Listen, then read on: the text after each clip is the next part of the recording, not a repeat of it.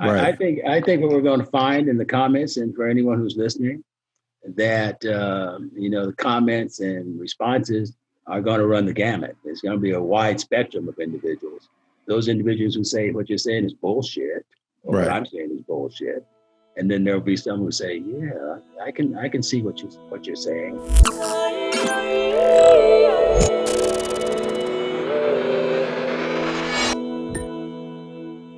So, hey, Lonnie, I got a question for you, man. I've been noticing like certain people seem as if, I don't know how to put it really, but I've been noticing that it seems like as if certain people are more evolved than other people. And I'm thinking like, well, if we're all walking the earth at the same time, how and why would that be? You have any ideas? Not all of us are on the same wavelength, obviously, right? Mm-hmm. And so what everyone is in the state of becoming or evolving. And so there are some souls who have more experience than others, for example. And we talked about the soul that inhabits the human body, okay? Some souls that inhabit the human body, for example, weren't always a soul in a human body. Right. You can find that in this world, in this universe, okay, you may have a soul inhabiting a human body now, okay, that was a dog in a lifetime gone by. Right. Let me put it to you that way. Like you just you're here, but you just got here in a way. That's so right. Of course and you're like and you're starting to learn the human experience. Mm-hmm. You understanding that? Mm-hmm. Mm-hmm. In other words, the soul has not always inhabited a human body. Let me put it to you that way. Comprende? Yeah. Comprende? That makes sense. It's like a plant or an animal or some other living organism. They all have a soul. Okay? And remember, just like the universe is infinite, the number of souls is infinite. And when it comes to a soul inhabiting a given expression in a physical form, okay, you might say initially it's the luck of the draw as to what soul will inhabit what body.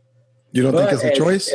As time and experience and as one evolves, what happens is, remember the term that like attracts like? Right. Okay.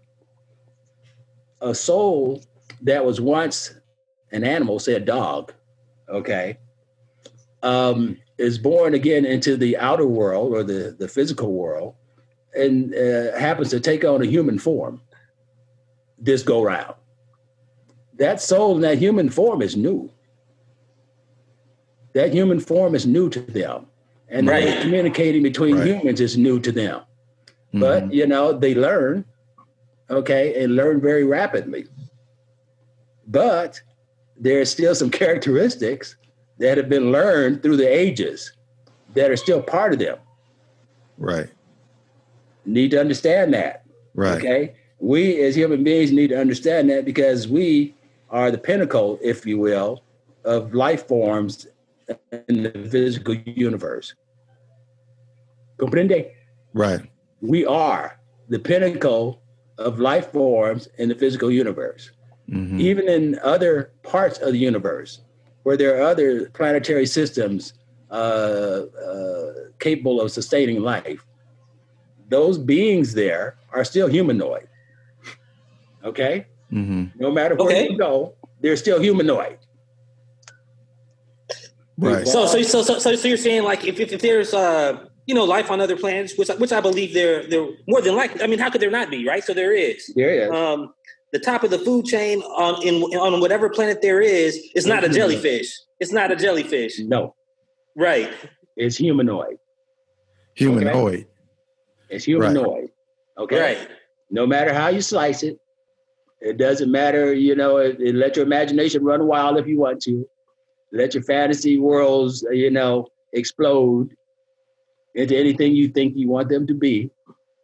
At the top of that chain, in any fantasy world, is still a humanoid form.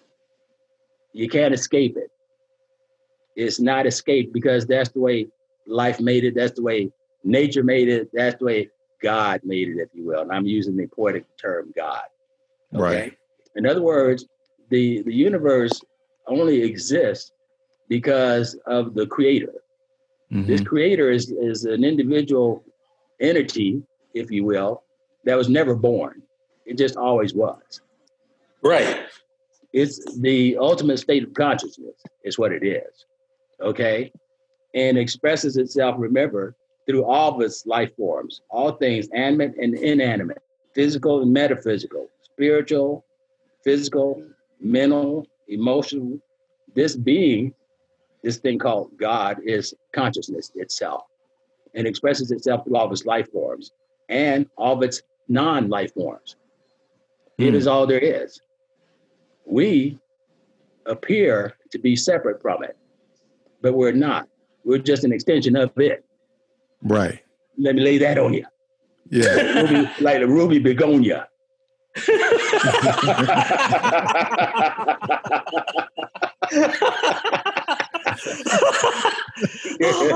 Here, son, let me lay this on you like ruby begonia. Okay? Right. And that's what we are. We're just an extension of it. And what it seeks to do and wants us to understand and become is more conscious of what you truly are in relation to it. That's all there is. All this life, these forms, these motions we go through is nothing more than it expressing itself, trying to become more aware of itself, trying to perfect itself.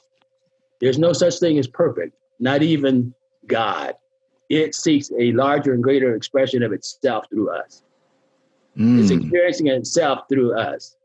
It's in all things centering them and outside all things controlling them. And all things centering them. It's and outside of all things controlling centering them. It is the center of all things. And it's outside of all things controlling them. Simultaneously. At the same time. It maintains a balance. It is the fulcrum. Man, Lonnie goes deep, man. This dude is no joke. This is just Lonnie stuff, is no joke, man. He's no joke. I felt like dude. I just got through smoking a fat spliff. Man, he'll have you thinking about this shit all week. You're like, all week, jump in your head. You're like, what? What did he say? I'm gonna have dreams about this tonight. You know what the beauty of this is, guys? You know what the beauty of this is? All these things that you take in right now consciously become part of you eternally. And this is how come it had to be said. Because the one that is an expression through us made it so that you could hear it. I'm just a vehicle. I feel that. Just like your communication with me, right? I learn from you, right? And you ask a question of me, I learn at the same time. I agree with you, and it's funny because we talk about this, and it's funny because it's a lot of new information, but at the same time, it's a weird feeling. It's like know it. Yeah, it's like you know it. Right. Like, I was going to say, I feel like I'm remembering it. You just need someone to remind you of it. Hey, man, remember? Like, oh, yeah. What'd you say, Lonnie? You are. All you're doing is remembering it. All you're doing is recognizing that already exists within you. Right. It feels that way. That's because it is that way. Right. It's like this. The soul, when it hears the truth, knows it. Right. Oh, when it hears the truth, knows it because it's awakening. Every time it hears a facet or any aspect of truth, it's awakening to a larger extent. Each time truth is dropped on it, if you will. Right. It grows. Yeah. Okay. And so what happens is once this vehicle, like an old broke down car, begins to turn, back into rust and the dust of the universe, the next soul, the next body that you inhabit, will be another humanoid form, likely in this solar system. Okay. And what you'll be bringing to that body is the experience, knowledge, and life lessons that you learned and earned prior to your taking on a new life form, of a new body form. Right. Okay. So this is why every individual is different from the next. Okay. It's just how much experience have you had and how much reflection you've done on it and how it's affected you and how it's become part of you in a knowing fashion, more of a knowing fashion, okay? Because most of us understand things instinctively, if you will. But what we want to get to is a point where we not only know them, but consciously think of them. Okay. And with a knowingness, proceed from that point. In other words, we're not just, going through the world in an unknowing, blind fashion. We actually have a direction we're moving in. Mm-hmm. Okay. Knowledgeable of the direction we're moving in. And that's the difference. Because right now, in your own mind, in your own universe, in your own cube, you can make a determination as to whether or not you're going to be aware and consciously aware of your progress, okay? Or if you're just going to be a bystander and let nature move you because it will. Right. Nature moves you forward whether you want to move forward or not. Mm-hmm. It's better to be a conscious participant than an unconscious participant. Right. And to the extent that you inculcate that, it becomes part of you. Every life that you live, okay, you will bring that knowledge with you. That's how come you can hear and understand what's being said now. Mm-hmm.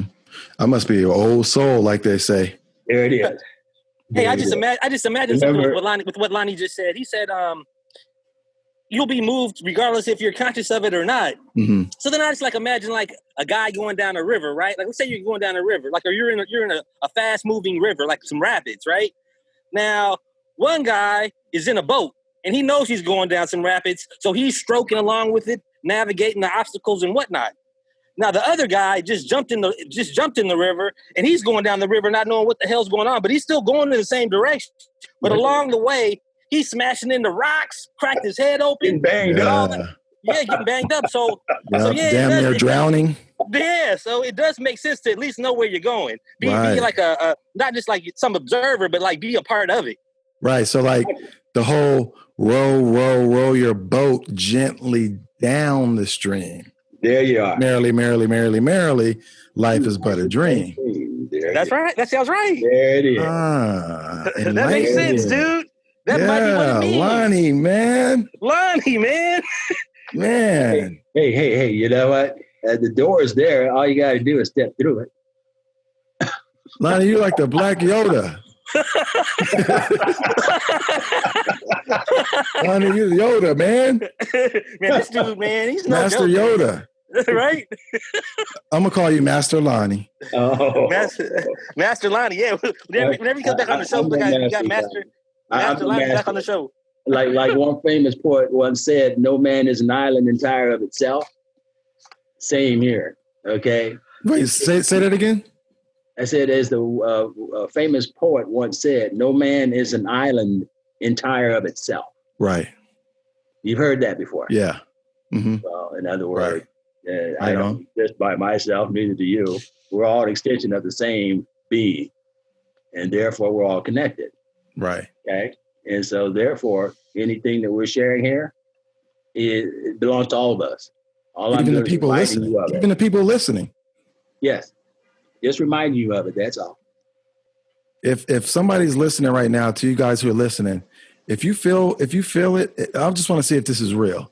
If you feel it, say something down in the comments. Leave something. I want to know how real this is. I just want to see, are people really, really feeling it? Yeah, are they understanding what this guy is saying? Because what he's saying is profound. I mean, it's at the very least, it should make you think. If you're a thinking person, you should at least start, questioning and thinking like, hey, man, what's really going on around here? And this is what he's saying makes sense. And if it does, man, you just got blessed with some good information. Right. I think what we're going to find in the comments, and for anyone who's listening, that, the comments and responses are going to run the gamut. It's going to be a wide spectrum of individuals.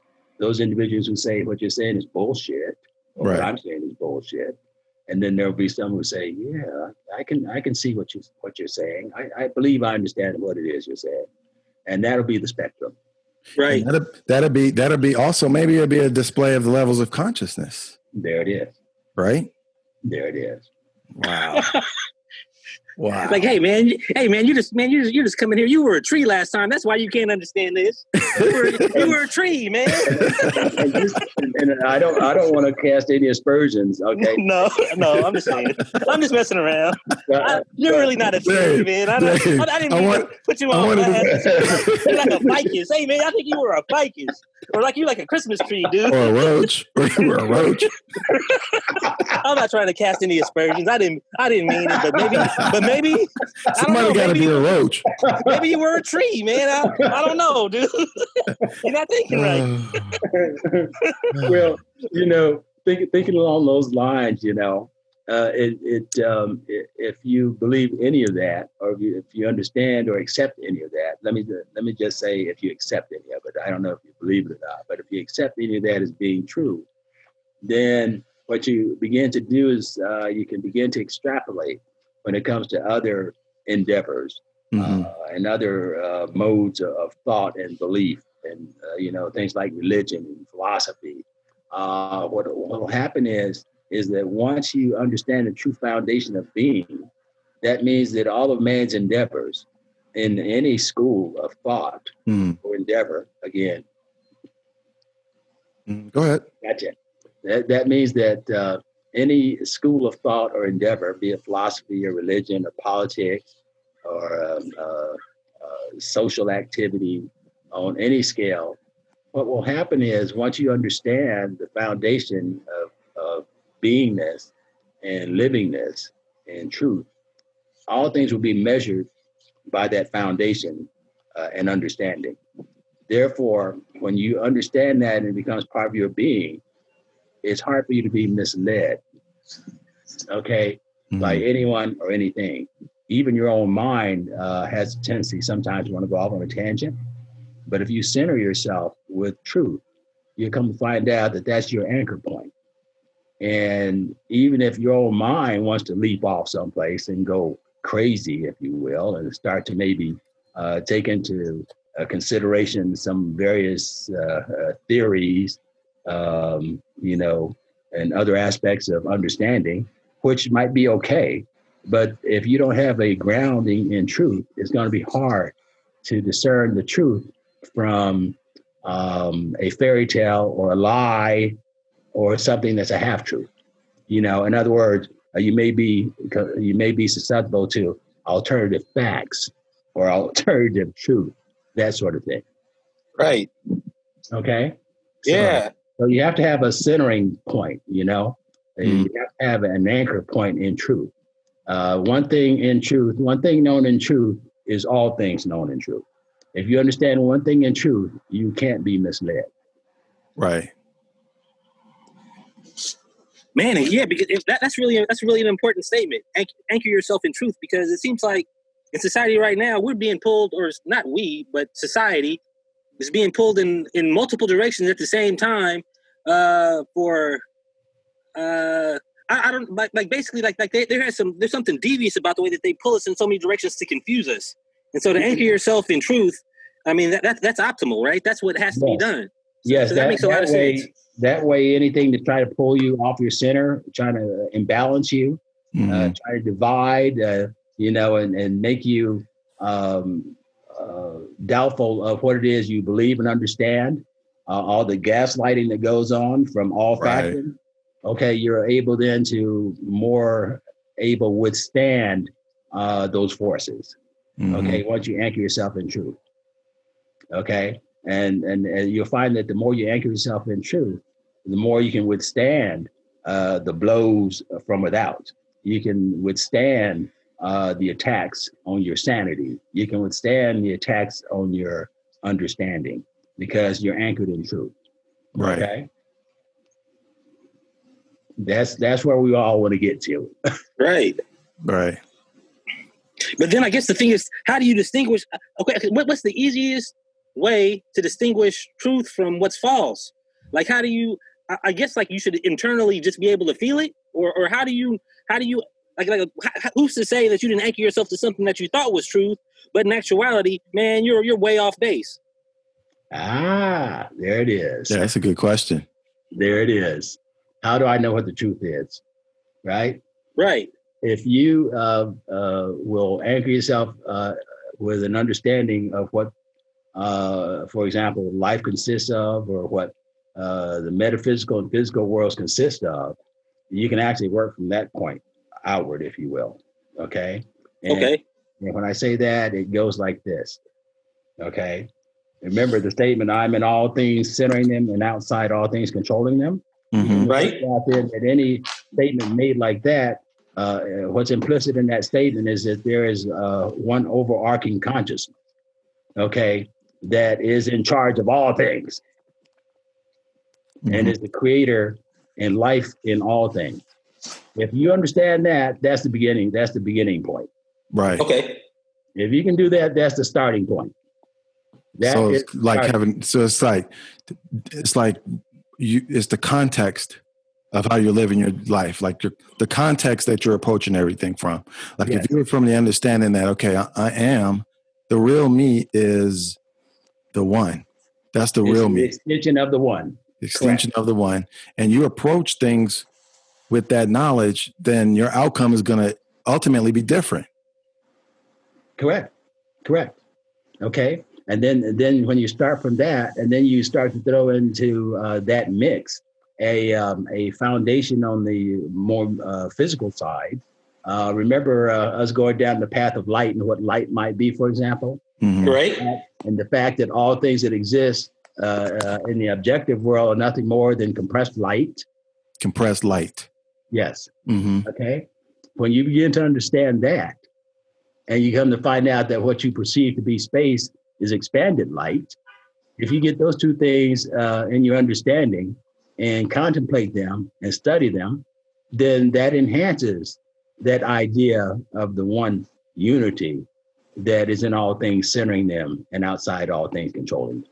That's a good one to contemplate on. That we are compressed light, and everything outside of us is expanded light. That seems to be space. What people call nothingness is expanded light. Right.